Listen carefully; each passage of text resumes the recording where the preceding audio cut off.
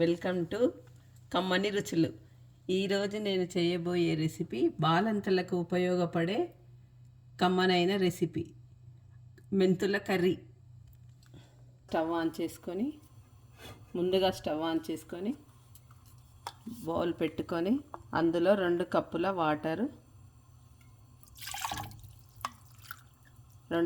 Water ఇది మరిగిన తర్వాత ఇప్పుడు నీళ్లు మరిగినవి తర్వాత 1 కప్పు కందిపప్పు, 1 కప్పు మెంతులు 2 సమానంగా పోసుకోవాలండి.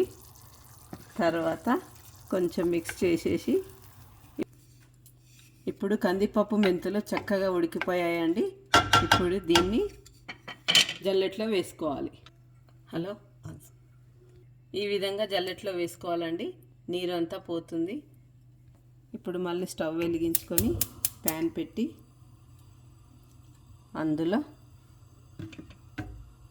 తగినంత ఆయిల్ పోసుకోవాలి. ఇప్పుడు ఆయిల్ వేడెక్కిందండి. అందులో ఎల్లిపాయలు, జీలకర్ర, ఆవాలు, కొత్తిమీర, కరివేపాకు ఇవన్నీ వేసుకొని మంచిగా ఫ్రై చేసుకోవాలి. ఇప్పుడు పోపు ఫ్రై అయిపోయిందండి. ఇప్పుడు ఉడకబెట్టి వాడుకున్న మెంతులు, కందిపప్పు ఇందులో వేయాలి. వేసిన తర్వాత కొంచెం ఫ్రై కావాలి. ఇది చక్కగా ఫ్రై అయిపోయిందండి. ఇందులో తగినంత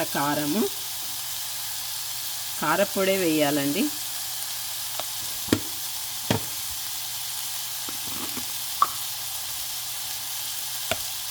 తగినంత సాల్ట్, కొంచెం బెల్లం వేయాలండి. దీంతోనే టేస్ట్ వస్తుంది. ఇది చేదు ఉంటుంది కాబట్టి కొంచెం బెల్లం వేస్తే కరెక్ట్గా ఉంటుంది. ఇది సిమ్లో పెట్టి ఫ్రై చేసుకోవాలండి. ఇది మాత్రం తప్పక ట్రై చేయండి. బాలింతలకు చాలా మంచిది. పాలు సమృద్ధిగా వస్తాయి. గంట లోపల పాలు రెడీ. కందిపప్పు మెంతుల కర్రీ రెడీ అయిపోయిందండి.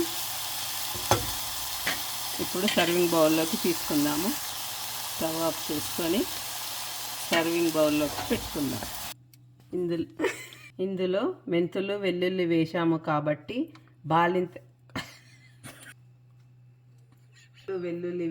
ఇందులో మెంతులు వేసాము కాబట్టి